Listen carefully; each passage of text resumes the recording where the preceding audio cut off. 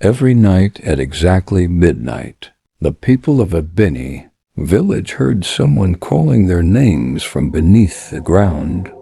But the strange thing was, the voices belonged to people who had been dead for many years.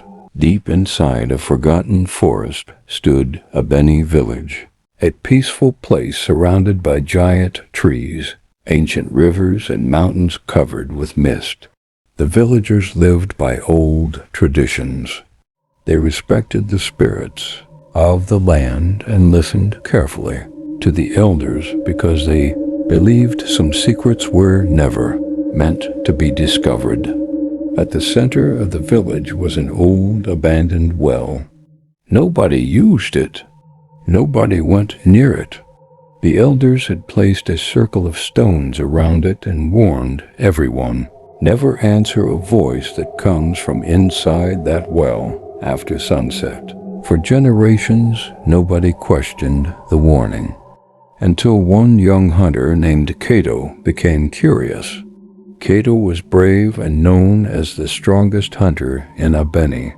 He feared wild animals, storms, and dangerous journeys, but he did not believe in old village stories.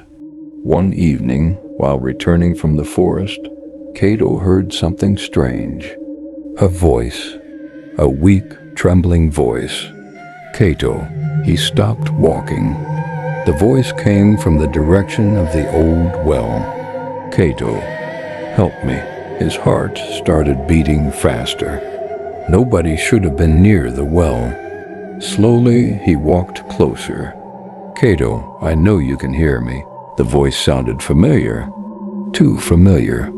It sounded exactly like his father. But Kato's father had died 12 years earlier. He stepped back in fear. No, this is impossible. The voice became louder. My son, why did you leave me? Kato ran back to the village without looking behind him. That night, he told the elders what happened.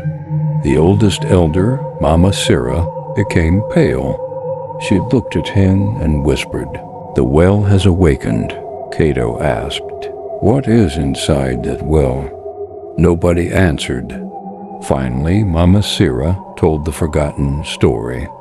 Many years ago, before Abeni village existed, the land belonged to a powerful healer named Or. Oru could speak to spirits and understand hidden things. But one day, he tried to bring back people who had already passed away. The elders warned him that the dead belonged to another world, but Oru refused to listen. He performed a forbidden ritual near the forest well. That night, strange voices came from underground. The villagers heard their lost loved ones calling them. Many people followed the voices. Nobody ever returned. After that night, the villagers sealed the well and promised never to disturb it. Mama Sira looked at Kato. The voices are not asking for help. They are asking for someone to open the door. But Kato could not forget the voice of his father. For several nights he heard it calling, "Kato, I am still waiting." The voice became weaker every night. Finally, Kato made a decision. He would go to the well and discover the truth. At midnight, carrying only a torch and a knife, he walked through this silent village. The moon was hidden behind dark clouds. The animals had disappeared. Even the wind was silent. When Kato reached the well, he saw something terrifying. The stones around it had moved. Someone had already opened it. He looked inside. The well was not empty. Instead of darkness, he saw a long underground passage. And from deep inside, someone whispered, "You finally came."